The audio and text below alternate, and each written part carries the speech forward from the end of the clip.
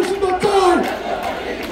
এই ban ban ban হবে, জাতীয় পার্টি ব্যান হবে, এই ব্যান ব্যান ব্যান হবে, এই চাপা ব্যান হবে, এই ব্যান ব্যান ব্যান হবে।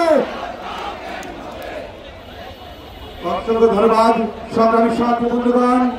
আস্তে আস্তে ডান সাইডে গণ অধিকার পরিষদের যে নেতৃবৃন্দ অবস্থান করছেন, আমাদের মিডিয়ার ভাইদের দাঁড়ানোর জন্য আপনার একটু তাদেরকে সুযোগ করে দিবেন। সংগ্রামী সাথী বন্ধুগণ, আস্তে আস্তে আজকের গণসমাবেশে কানায় কানায় পূর্ণ হয়েছে।